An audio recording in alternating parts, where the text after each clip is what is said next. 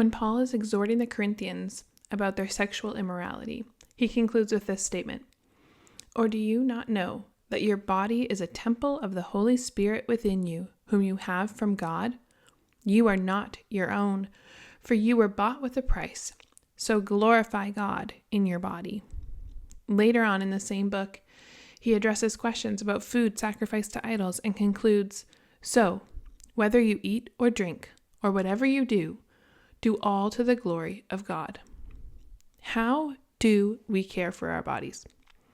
How do we build and strengthen our bodies?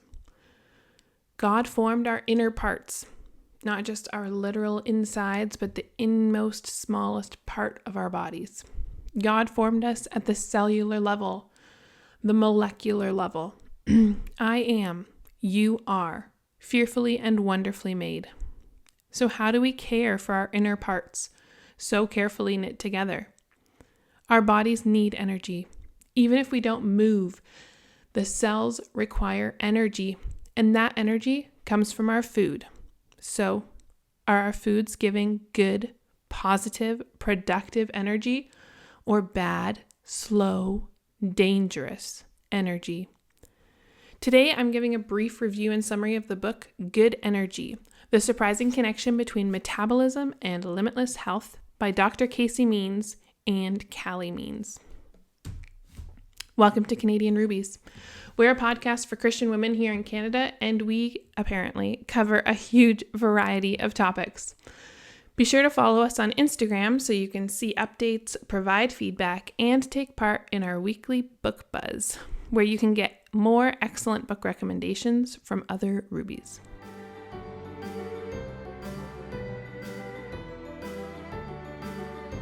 Okay, so before we get into the nitty-gritty details of food, let's pause again for an update on Bill C-9.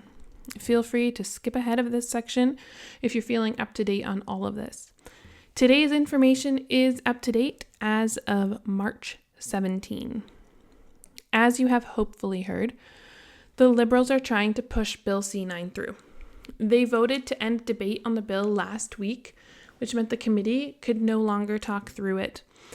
They had to vote and either pass it or end it. They could not adjourn the meeting until a vote had been taken. There was no allowance for speech or debate on anything currently presented, and the committee members could not add any sub-amendments. In a 40-minute meeting on Wednesday, February 25, the Standing Committee on Justice and Human Rights went around the room voting on every amendment and sub-amendment that had been proposed and debated. The amendments were not read out. Only numbers were given. So honestly, it was a little bit chaotic as everyone tried to find the correct page and make sure they knew what they were voting on. And as a viewer, I could not track what was being voted on. After going through the amendments, they went through the clauses of the bill one at a time. Either the ruling from the House was extreme, or the chair of the committee followed an extreme interpretation of it, because no discussion or clarification was allowed, even when trying to understand what was happening with some of the items that did not need a vote. Overall, everyone voted with their party. There were some unanimous votes, but I did not track any time that any one member voted differently than the rest of their own party. The Bloc Québécois member voted in line with the Liberal Party every time. One good thing to come out of it was that the definition of hatred was reverted back to the original one that had been used in the courts for years. An emotion of intense and extreme nature that is clearly associated with vilification and detestation. So we can be thankful for that, as it does restrict the bill a little bit more. Unfortunately, as presented, the Good Faith Religious Defense Clause is still removed from the bill. So now the bill moves back to the House. The closure motion passed last week included a brief discussion in the House allowing for only one day for each of the final two steps and a vote to take place on the same day. So there will be 1 day of debate with an opportunity for any more amendment proposals, and after that, there will be 1 more day of open debate on all the amendments and the bill, and a vote as to whether the bill with the amendments should be passed. If it passes, it moves on to the Senate, where it will go through the same stages again. Now, on to the meat of today's episode, meat and other foods. In our first book buzz on Instagram, I shared a book that I was currently reading called Good Energy by Dr. Calley Means, written with her brother, Calley Means. It is still in my mind, so I wanted to share some of the things about foods that I've been learning from this book and other places. I have so much more to learn and put into practice, but it's definitely a process when there's so much going on. I originally listened to this as an audiobook on Libby. And if you don't know what Libby is, this is a really quick plug for them. Lots of libraries have it. Most libraries have it. If your library doesn't, you can find a library that does. So Libby is an app that gives you access to ebooks and audiobooks. It goes through your local library or whatever library card you're using. And it works just like a library on your phone. So within the app, you find the audiobook or ebook you're looking for. If your library has it, you check it out if it's available, or you put it on hold if it's not, and then you have access to it on your phone or device for the 2 or 3 weeks that your library allows. You can renew it, or it will be automatically returned. It's just such a fantastic way to get access to more books, especially if you love audiobooks or ebooks. If you use a Kindle, you can also get the books you have in Libby onto your Kindle to read. So it's just a win all around. It is a fantastic source, but that's not what I'm here to talk about. I am here to talk about good energy. So as I said, I first listened to this on audiobook, and I have to tell you, the first 9.5 hours are fantastic. Then she gets into more mental health type things, and I'm not denying that mental health is important, but she gets into some pretty strange or unique solutions that I generally would disagree with. So that section was not super helpful, but the first 9.5 hours have so much information. So let me try to condense some of that into 15 minutes here.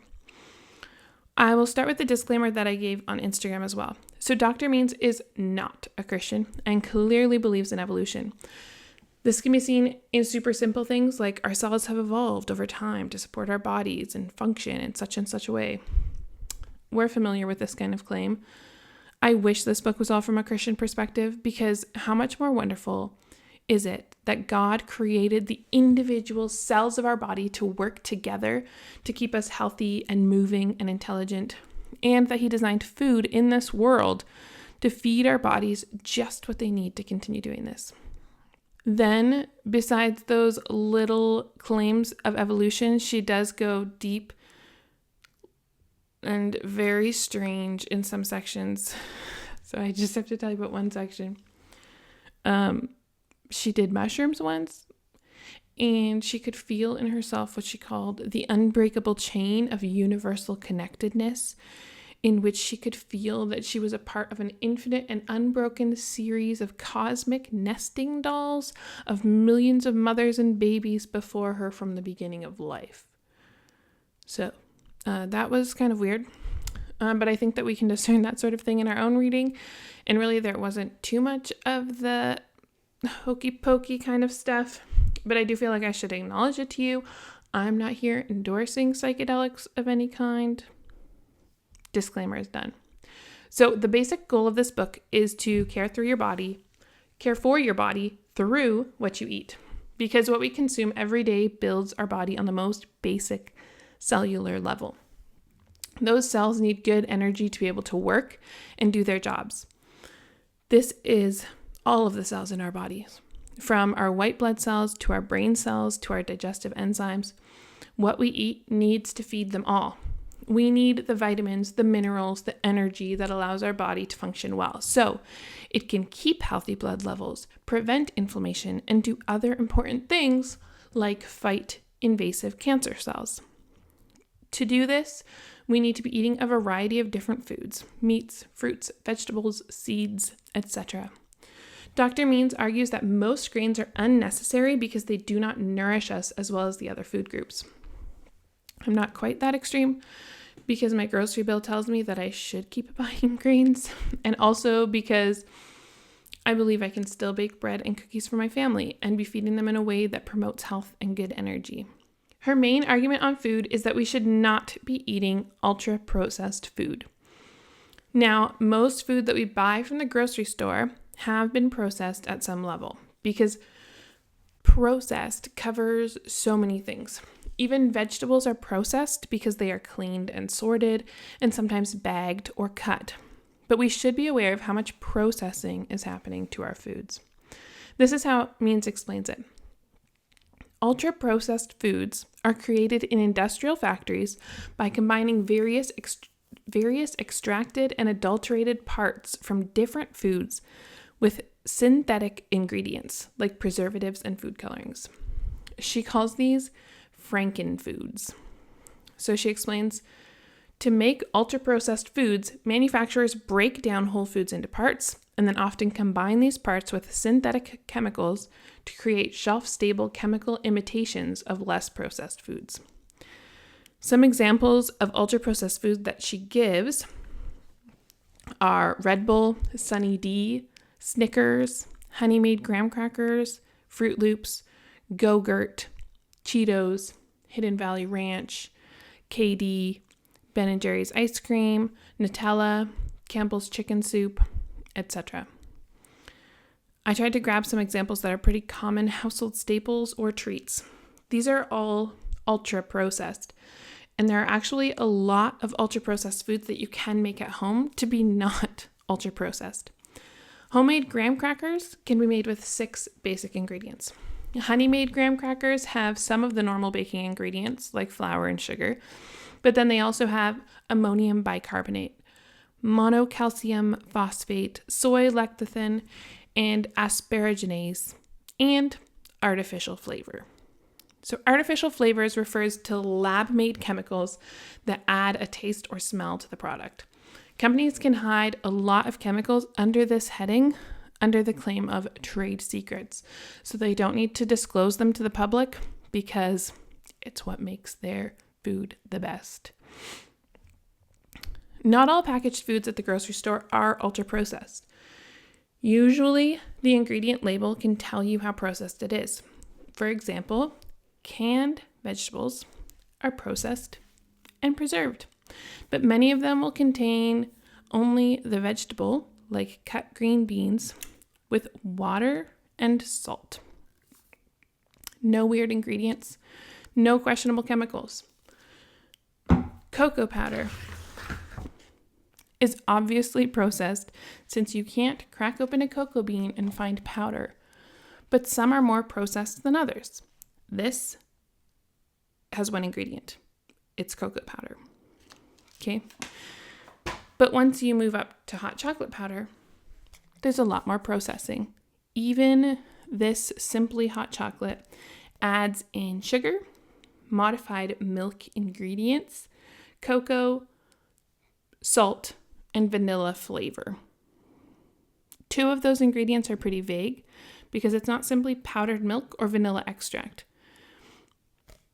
Then you get another example of hot chocolate powder that has extra flavor and doesn't claim to be natural at all. And I won't read the full ingredient list, but it does include some totally normal ingredients like dipotassium phosphate, silicon dioxide, and sodium silicoaluminate. Hopefully you sort of get the idea of what we're talking about with ultra-processed foods. So why are these ultra-processed foods bad, other than the chemical modifications that I already pointed out? At the most simple, basic level, ultra-processed foods are bad because they're addictive, and we need to consume more calories of ultra-processed food to feel full than of natural, real foods.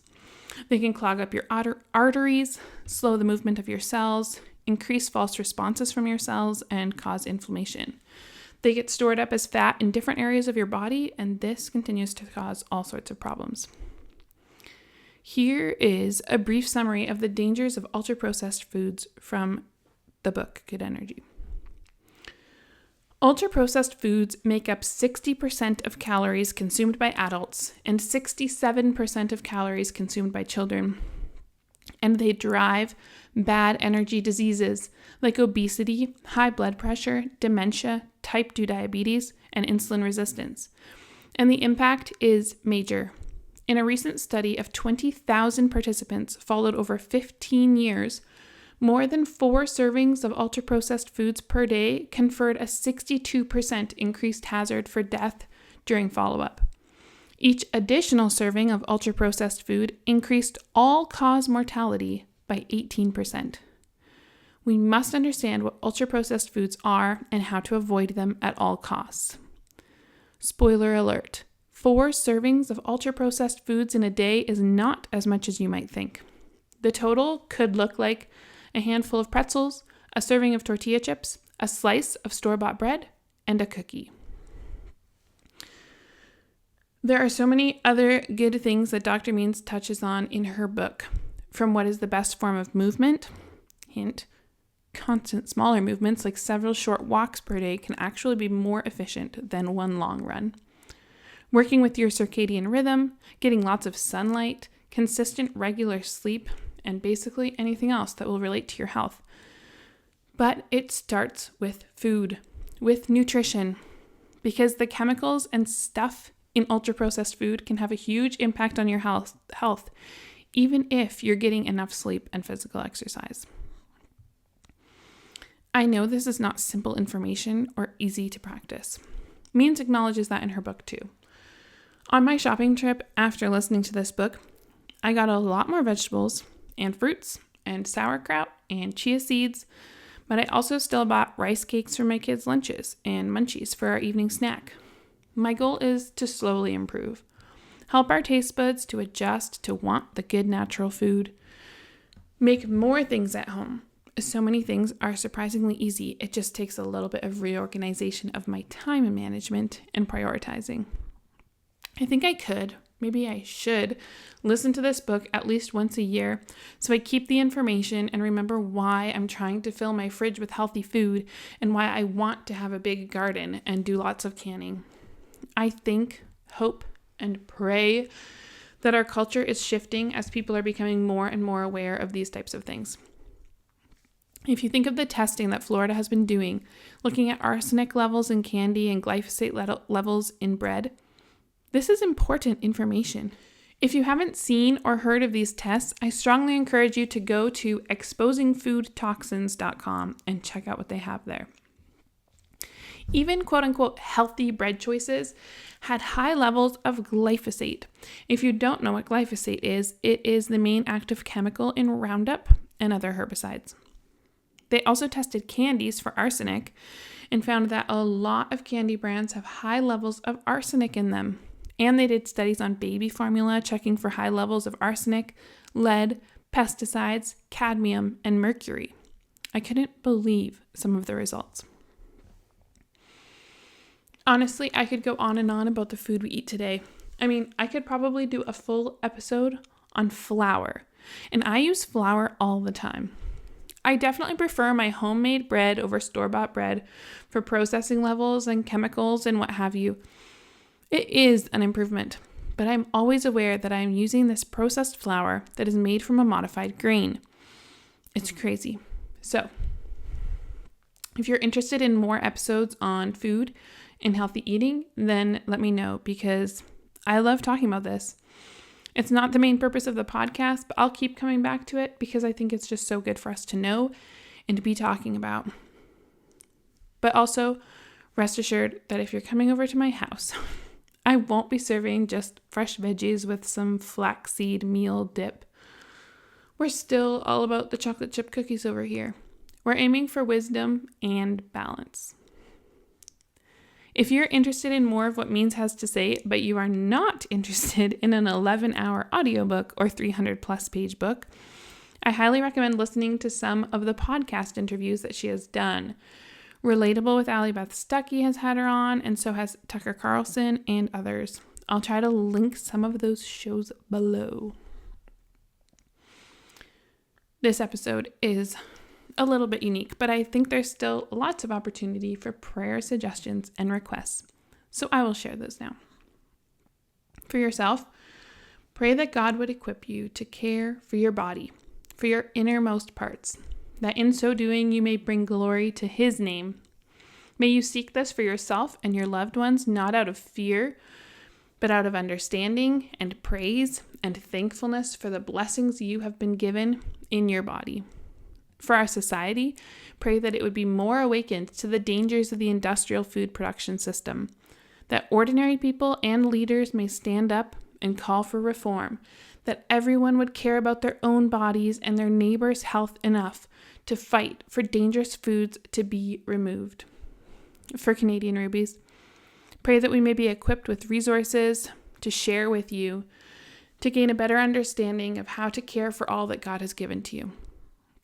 May He also keep us focused on Him, that He may stay at the center of all the topics we discuss here. I'll end with this reminder and encouragement from 1 Timothy 4. Rather, train yourself for godliness. For while bodily training is of some value, godliness is of value in every way, as it holds promise for the present life and also for the life to come.